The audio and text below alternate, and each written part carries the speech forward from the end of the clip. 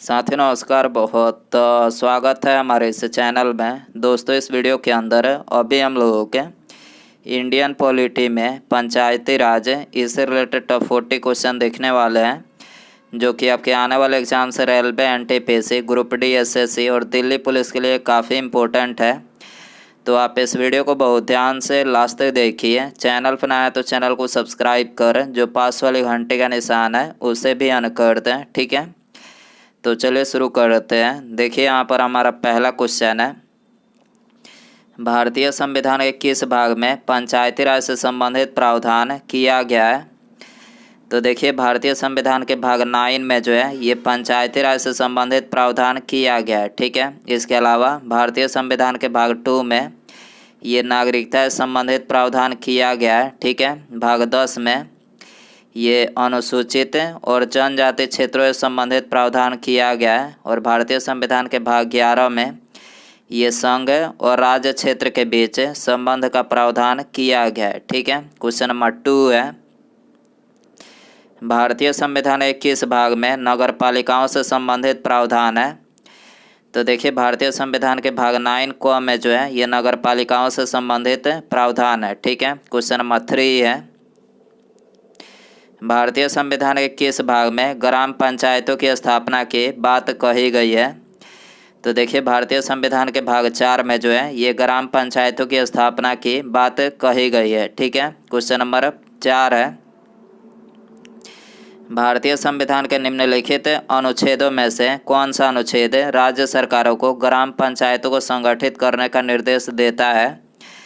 तो देखिए भारतीय संविधान का अनुच्छेद 40 जो है ये राज्य सरकारों को ग्राम पंचायतों को संगठित करने का निर्देश देता है, ठीक है। इसके अलावा अनुच्छेद 46 जो है ये SC ST और दुर्बल लोगों के लिए ये शिक्षा का इसमें प्रावधान किया गया है, ठीक है। अनुच्छेद 48 में ये कृषि और पशुपालन की व्यवस्था की गई है, और अनुच्छेद 19 में ये प्रेस की स्वतंत्रता दिया गया है, ठीक है। क्वेश्चन नंबर 5 है, भारतीय संविधान की 11वीं अनुसूची में निम्नलिखित में से क्या सम्मिलित है। तो देखिए भारतीय संविधान की 11वीं अनुसूची में ये पंचायतों का कार्यक्रम जो है सम्मिलित है, ठीक है। क्वेश्चन नंबर 6 है, पंचायती राज प्रणाली निम्नलिखित में से किस पर आधारित है। तो देखिए पंचायती राज प्रणाली जो है ये सत्ता के विकेंद्रीकरण पर आधारित है, ठीक है। क्वेश्चन नंबर 7 है, पंचायती राज निम्नलिखित में से क्या प्रदान करता है। तो देखिए पंचायती राज जो है ये स्थानीय स्तर पर लोकतांत्रिक प्रशासन जो है ये प्रदान करता है, ठीक है। क्वेश्चन नंबर 8 है, पंचायती राज का प्रधान लक्ष्य निम्नलिखित में से कौन सा है। तो देखिए पंचायती राज का जो प्रधान लक्ष्य है वो है ग्रामवासियों में शक्ति का विकेंद्रीकरण जो है ये पंचायती राज का जो है प्रधान लक्ष्य है, ठीक है। क्वेश्चन नंबर 9 है, पंचायती राज का मुख्य उद्देश्य निम्नलिखित में से क्या है। तो देखिए पंचायती राज का जो मुख्य उद्देश्य है वो है जनता को विकास मूलक प्रशासन में भागीदारी योग्य बनाना जो है ये पंचायती राज का मुख्य उद्देश्य है, ठीक है। क्वेश्चन नंबर 10 है, 73वां संविधान संशोधन संबंधित है।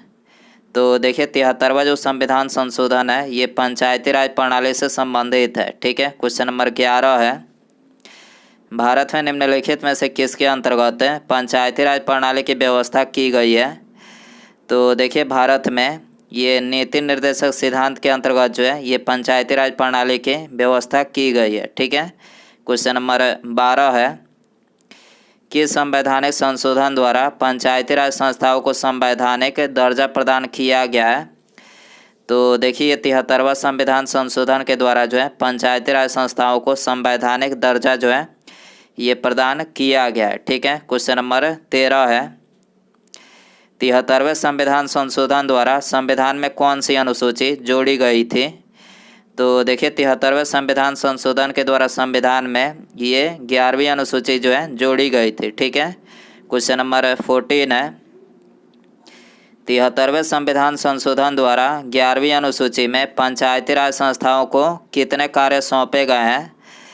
तो देखिए 73वें संविधान संशोधन के द्वारा 11वीं अनुसूची में पंचायती राज संस्थाओं को ये 29 कार्य जो है सौंपे गए हैं। ठीक है, डी करेक्ट हो जाएगा। क्वेश्चन नंबर 15 है, 73वें संविधान संशोधन के अनुसार पंचायती राज संस्थाओं में अध्यक्ष के कम से कम कितने पद महिलाओं के लिए आरक्षित किए गए हैं?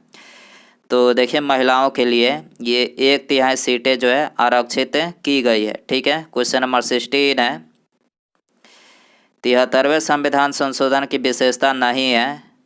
तो देखिए यहाँ पर डी करेक्ट हो जाएगा। महिलाओं के लिए 2/3 आरक्षण जो है ये 73वें संविधान संशोधन की विशेषता नहीं है। ठीक है, 73वें संविधान संशोधन में महिलाओं के लिए 1/3 सीटें जो है आरक्षित मतलब आरक्षण का प्रावधान किया गया है। ठीक है, क्वेश्चन नंबर 17 है, 73वें संविधान संशोधन द्वारा पंचायती राज संस्थाओं के किस तरह के चुनाव का प्रावधान किया गया है?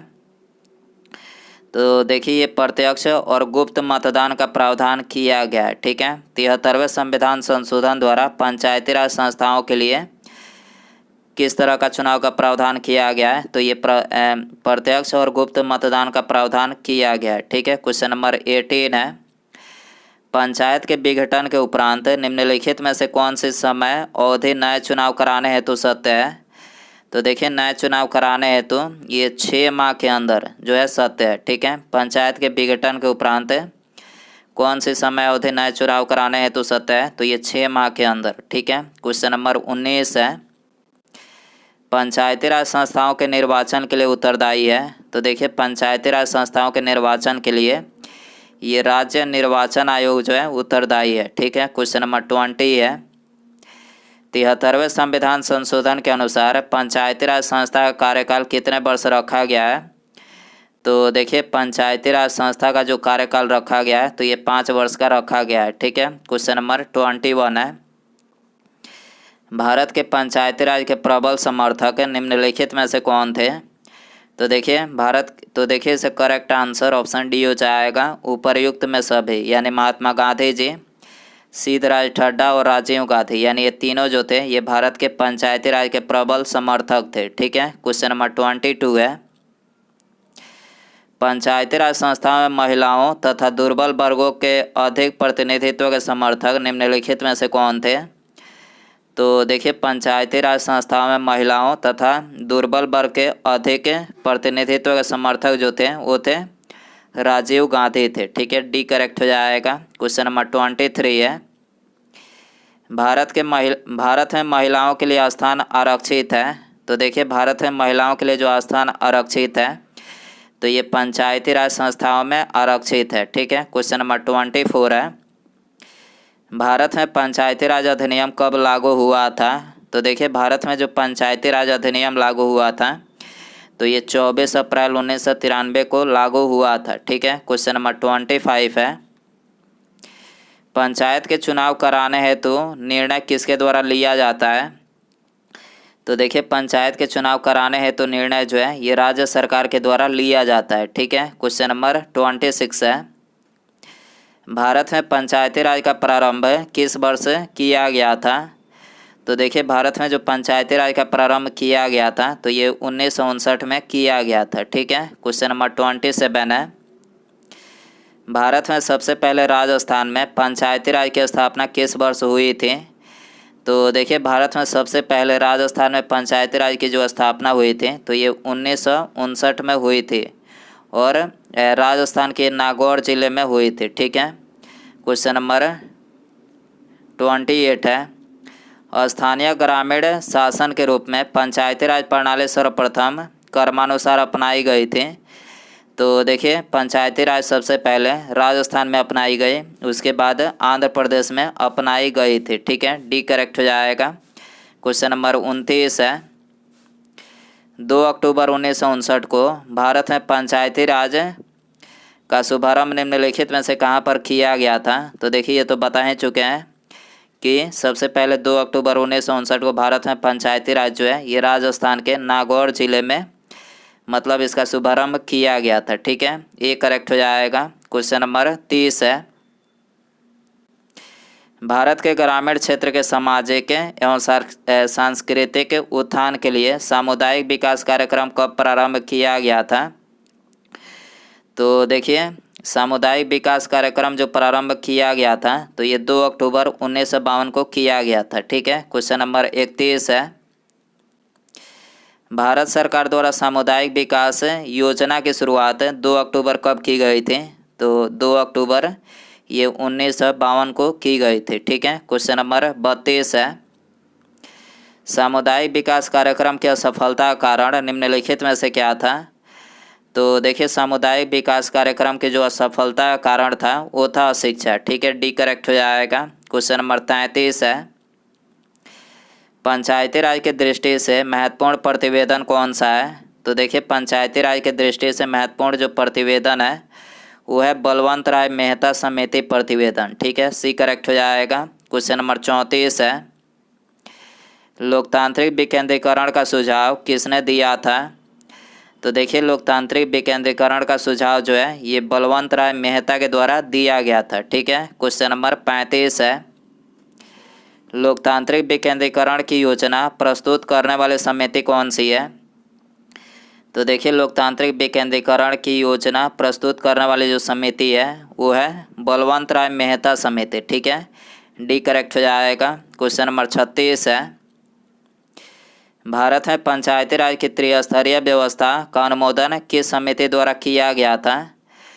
तो देखिए, ये किया गया था बलवंत राय मेहता समिति के द्वारा। ठीक है, भारत में पंचायती राज की त्रिस्तरीय व्यवस्था का अनुमोदन किस समिति के द्वारा किया गया था? तो ये बलवंत राय मेहता समिति के द्वारा किया गया था। ठीक है, क्वेश्चन नंबर 37 है, जिस समिति में लोकतांत्रिक विकेंद्रीकरण और पंचायती राज की सिफारिश की थी उसका सभापति कौन था? तो देखिए, उसके जो सभापति थे वो थे बलवंत राय मेहता। ठीक है, सी यहाँ पर करेक्ट हो जाएगा। क्वेश्चन नंबर 38 है, पंचायती राज से संबंधित निम्नलिखित कथनों में से कौन सा कथन जो है सत्य नहीं है? तो देखिए, यहाँ पर जो दूसरा ऑप्शन दिया गया है ये कथन जो है गलत है, क्योंकि 73वां संविधान संशोधन 15 अगस्त 1993 को प्रभावी हुआ था। तो ये कथन जो है गलत है, क्योंकि जो 73वां संविधान संशोधन था ये कब प्रभावी हुआ था? तो 24 अप्रैल 1993 को प्रभावी हुआ था। ठीक है, क्वेश्चन नंबर 39 है, बलवंत राय मेहता समिति प्रतिवेदन में पंचायती राज संस्थाओं को कितने स्तर पर करने का सुझाव दिया गया था? तो ये 3 स्तर पर करने का सुझाव दिया गया था। ठीक है, बलवंत राय मेहता समिति प्रतिवेदन में पंचायती राज संस्थाओं को कितने स्तर पर करने का सुझाव दिया गया था? तो ये 3 स्तर पर करने का सुझाव दिया गया था। ठीक है, उसके बाद यहाँ पर हमारा अगला क्वेश्चन है, बलवंत राय मेहता समिति ने किसको अधिक शक्तिशाली बनाने का सुझाव दिया था? तो देखिए, यहाँ पर आपको 4 ऑप्शन दिया गया है। तो दोस्तों, आप इसका आंसर जो है कमेंट बॉक्स में ज़रूर बताएं, और वीडियो पसंद आए तो वीडियो को एक लाइक ज़रूर करें, और चैनल पर नया है तो चैनल को सब्सक्राइब कर जो पास वाले घंटी का निशान है इसे भी ऑन कर दें। ठीक है, मिलते हैं अगले वीडियो में। Thanks for watching.